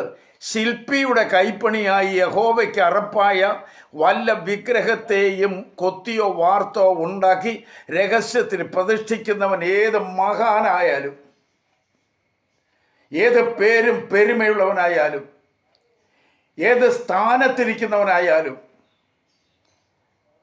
ലോകം മുഴുവൻ നിന്നെ ആദരിക്കുന്നുണ്ടെങ്കിലും സ്വർഗത്തിലെ തമ്പുരാൻ പറയുന്നു, ശില്പിയുടെ കൈപ്പണിയായിട്ട് യഹോവയ്ക്ക് വെറുപ്പായ വല്ല വിഗ്രഹങ്ങളെയും കൊത്തിയോ വാർത്തോ ഉണ്ടാക്കി രഹസ്യത്തിൽ പ്രതിഷ്ഠിക്കുന്നവനെ കുറിച്ച് പറഞ്ഞിരിക്കുന്നവൻ ശാപിക്കപ്പെട്ടവനാണ്. വിഗ്രഹസേവയെക്കുറിച്ച് എനിക്ക് പ്രതിപാദിക്കാൻ അറിയാൻ പാടില്ലാഞ്ഞിട്ടല്ല. ഏത് പുണ്യവാളനായാലും പുണ്യവതിയായാലും ദേവനായാലും ദേവിയായാലും ആരാധനാമൂർത്തികളെ നീ ഉണ്ടാക്കി വെച്ച്, നീ കൈകൊണ്ടുണ്ടാക്കിയതായ വിഗ്രഹങ്ങളെ നീ മെഴുകരി കത്തിച്ചും നീ സാമ്രാണി കത്തിച്ചും നീ പൂജ കഴിച്ച് നീ അതിനെ സേവിച്ചാൽ തിരുവചനം പറയുന്നു നീ ശപിക്കപ്പെട്ടവരാണ്. ആരും അറിയാതെ നിങ്ങളുടെ പ്രതിഷ്ഠിക്കും, പക്ഷേ നീ ശപിക്കപ്പെട്ടവരാണ്. ആ ശാപത്തിൻ്റെ പണിതിൽ നിന്നെ കൊണ്ട് തീരുകയില്ല. നിന്റെ തലമുറയായിട്ട് അനുഭവിക്കും. ഞാൻ ഇപ്പോൾ ഈ വാക്കോട് നിർത്തുന്നു. കർത്താവ് അനുഭവിച്ചാൽ നമുക്ക് പിന്നത്തേൽ കാണാം. ശാപത്തിൻ്റെ ഫലം നാം അനുഭവിച്ചു, നാം കേട്ടു. Price the Lord. ശാപം എങ്ങനെ ഉണ്ടാകുന്നു? ശാപം യഹോവയായ ദൈവത്തിൽ നിന്ന് ഉളവായി വന്നതാണ്. അത് തന്നെത്താൻ വരുന്ന ശാപം, മറ്റുള്ളവരാൽ വരുന്ന ശാപം, പ്രവൃത്തിയാൽ വരുന്ന ശാപം, ദൈവത്തിൽ നേരിട്ട് വരുന്ന ശാപം. ഇത് തിരിച്ചറിയണം. അവയ്ക്കെല്ലാറ്റിനും വിടുതൽ കർത്താവായ യേശുവിൻ്റെ ക്രൂശിൻ്റെ ചുവട്ടിലാണ്. നിന്ന ഉരുട്ടിക്കളയുന്ന ഇടം ക്രൂശാണ്. ക്രൂശിലെ രക്തമാണ് നിൻ്റെ ശുദ്ധീകരണത്തിലുള്ളത്. നീ അവിടെ അടുത്ത് വരൂ. ഈ തിരുവചനം കേട്ട ആർക്കെങ്കിലും ഹൃദയത്തിൽ ബോധ്യം വന്നിട്ടുണ്ടെങ്കിൽ, പലതിനെക്കുറിച്ച് അറിയാൻ കഴിഞ്ഞിട്ടുണ്ടെങ്കിൽ, നീ മടങ്ങി വന്ന് ദൈവസന്നിധി വരൂ. കർത്താവ് നിന്നെ സഹായിക്കുമെന്ന് ഞാൻ ഉറപ്പേറിയ വാക്ക് പറയുന്നു. അവൻ നിന്നെ സഹായിക്കും, നിൻ്റെ കുടുംബത്തെ രക്ഷിക്കും, തലമുറയെ രക്ഷിക്കും. ഈ ബാധ എൻ്റെ കുടുംബത്തിൽ നിലനിൽക്കുകയില്ല. അതിനെ ദൈവം നമ്പുരാൻ പോക്കി ശുദ്ധീകരിച്ച് ഒരു നല്ല കുടുംബമായി, നല്ല വ്യക്തി ജീവിതമായി തീർക്കുവാൻ കർത്താവ് സഹായിക്കട്ടെ. നമുക്ക് കണ്ണുകളെ അടച്ച് പ്രാർത്ഥിക്കാം. ഞങ്ങളുടെ കർത്താവും പരിശുദ്ധമായ ദൈവമേ, ഈ പ്രഭാതവും ഞങ്ങൾക്ക് വേണ്ടി ഇങ്ങനെ ഒരുക്കി തന്നല്ലോ. ശാപത്തെക്കുറിച്ച് ഞങ്ങൾക്ക് പഠിക്കുവാനിടയായി തീർന്നു. എന്നെ കേട്ടുകൊണ്ടിരിക്കുന്ന ഏതെങ്കിലും കുടുംബത്തിൽ തലമുറകൾക്ക് പിതാക്കന്മാർ ചെയ്ത പാപത്തിന് പരിണിതഫലമായ ശാപം നിന്ന് വലിക്കുന്നെങ്കിൽ, കർത്താവെ ഈ സമയം മുതൽ അവർ കർത്താവെ നിന്നെ സ്നേഹിപ്പാനിടയാകുക മാത്രമല്ല, അവിടെ ശാപത്തെ മുറിച്ച് മാറ്റിക്കളഞ്ഞ് ഇന്നു മുതൽ ഒരു പുതിയ അനുഭവത്തിലേക്ക് വരുത്തണമേ എന്ന് ഞാൻ പ്രാർത്ഥിക്കുന്നു. അങ്ങയുടെ മഹത്വമുള്ള പാദമെടുത്തിൽ എൻ്റെ കേൾവിക്കരായി എല്ലാവരെയും ഞാൻ ഏൽപ്പിച്ച് പ്രാർത്ഥിക്കുന്നു. അനുഗ്രഹങ്ങളാൽ അവരെ നിറയ്ക്കണമേ. കുഞ്ഞുകുട്ടികളെ അനുഗ്രഹിക്കണമേ, മാതാപിതാക്കളെ അനുഗ്രഹിക്കണമേ, കേൾവിക്കാരെ അനുഗ്രഹിക്കണമേ. കർത്താവിനെ എൻ്റെ നാമത്തിൽ ഞാൻ എല്ലാവരെയും അനുഗ്രഹിച്ച് പ്രാർത്ഥിക്കുന്നു. യേശു മൂലം പ്രാർത്ഥന കേൾക്കണമേ പിതാവേ.